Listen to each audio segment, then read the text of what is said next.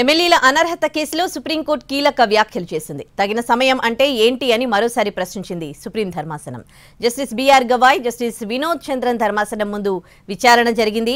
Speaker తరపున ముకుల్ రోహిత్గి వాదనలు వినిపించారు. తదుపరి విచారణ ఈ నెల 18కి వాయిదా వేసింది సుప్రీం. పార్టీ మారిన 10 మంది ఎమ్మెల్యేలపై అనర్హత వేటు వేయాలని సుప్రీంను ఆశ్రయించింది బీఆర్ఎస్.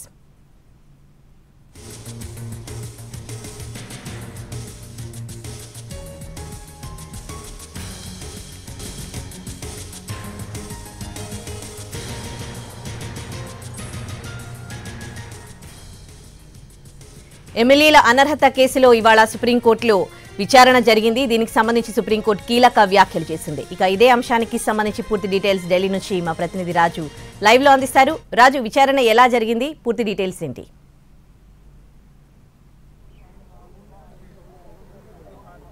ఉదయశ్రీ, ఎమ్మెల్యేల ఫిరాయింపుకు సంబంధించినటువంటి కేసు విచారణ జరిపినటువంటి సుప్రీంకోర్టు ధర్మాసనం justice B R Gavai, justice Vinod చంద్రన్ల ధర్మాసనం మరొకసారి ఈ కేసును వాయిదా వేసింది. అయితే ఈ కేసు విచారణ ఫిబ్రవరి 18వ తేదీన జరగనుంది. కానీ ఈ సందర్భంగా విచారణ సందర్భంగా కొన్ని కీలక వ్యాఖ్యలు కూడా కోర్టు ధర్మాసనం చేసింది. ముఖ్యంగా రీజనబుల్ టైం అంటే ఏంటి అనే దాని మీద మళ్ళీ ప్రశ్నించినటువంటి పరిస్థితి కనిపించింది. వాస్తవానికి గత విచారణ సందర్భంగానే ఎవరైతే ఒక పార్టీ నుంచి మరో పార్టీలోకి వెళ్ళినటువంటి వాళ్ళపైన చర్యలు తీసుకోవడానికి అటు స్పీకర్ కార్యాలయానికి కానీ స్పీకర్ కానీ రీజనబుల్ టైం అంటే ఏంటి అని గతంలో ప్రశ్నించింది. అయితే ఆ సందర్భంగా స్పీకర్ తరఫున సుప్రీంకోర్టులో హాజరైనటువంటి సీనియర్ కౌన్సిల్ ముకుల్ రోహిత్గి మాత్రం తాను స్పీకర్ను సంప్రదించి ఆ సమయం ఏంటో కోర్టుకు చెప్తానన్నారు. కానీ ఈరోజు మరొకసారి తనకు మరికొంత సమయం కావాలి ఈ విషయంలో వాదనలు వినిపించేందుకు అనే విషయాన్ని కూడా మళ్ళీ కోర్టు ముందు చెప్పడం జరిగింది. దాంతో రీజనబుల్ టైం అనే విషయం పైన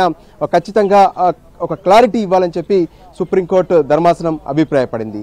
అంతేకాదు, ఏదైతే ఈ ప్రజాస్వామ్యంలో ఖచ్చితంగా పార్టీలకు సంబంధించినటువంటి ఏదైతే హక్కులు ఉంటాయో వాటిని అనుమతించాలి, కానీ ఫ్రస్ట్రేషన్కు గురి చేయొద్దు అనే విషయాన్ని ఒకవైపు కామెంట్ చేసినటువంటి పరిస్థితి కనిపించింది. అంతేకాదు, ఈ కేసుకు సంబంధించినటువంటి వ్యవహారంలో ఎవరైతే ఈ పార్టీలు మారినటువంటి వ్యక్తుల్లో అంటే ఎమ్మెల్యేల్లో ఒకరు ఏకంగా ఏదైతే బీఆర్ఎస్ కు సంబంధించినటువంటి గెలిచి తను ఎంపీగా కాంగ్రెస్ పార్టీ నుంచి పోటీ చేశారనే విషయాన్ని కూడా అంటే దానం నాగేందర్ వ్యవహారాన్ని సుప్రీంకోర్టు ముందు అటు బీఆర్ఎస్ పార్టీకి సంబంధించినటువంటి ఎవరైతే తమ వాదనలు వినిపించినటువంటి ఆర్యమా సుందరం స్పష్టం చేసినటువంటి పరిస్థితి కనిపించింది. అంతేకాదు, ఏదైతే గతంలో సుప్రీంకోర్టు ఇచ్చినటువంటి తీర్పులు ఏవైతే ఉన్నాయో వాటికి అన్నింటినీ కూడా క్రోడీకరిస్తే ఖచ్చితంగా ఈ రీజనబుల్ టైం అనేది 3 నెలలు మాత్రమే ఉంటుందనే విషయాన్ని స్పష్టం చేశారు.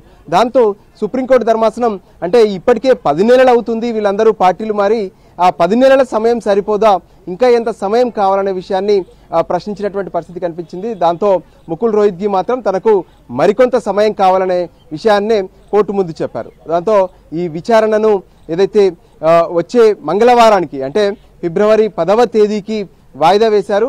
సో ఓవరాల్ గా కూడా బీఆర్ఎస్ వాదన ఒకటే, అంటే తమ పార్టీలో గెలిచినటువంటి 10 మంది ఎమ్మెల్యేలు కాంగ్రెస్ పార్టీలో చేరారు. సో అయినప్పటికీ కూడా వాళ్ళపైన చర్యలు తీసుకునేందుకు స్పీకర్ కార్యాలయం స్పీకర్ కూడా ఆలస్యం చేస్తున్నారు. ఈ విషయంలో సుప్రీంకోర్టు సరైనటువంటి ఆదేశాలు ఇవ్వాలంటూ వాళ్ళు కోర్టును ఆశ్రయించారు.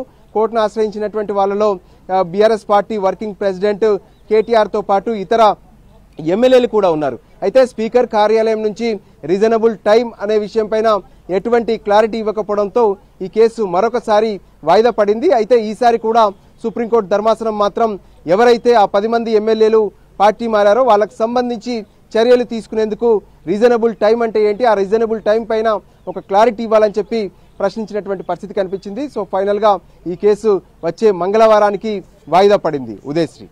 రైట్.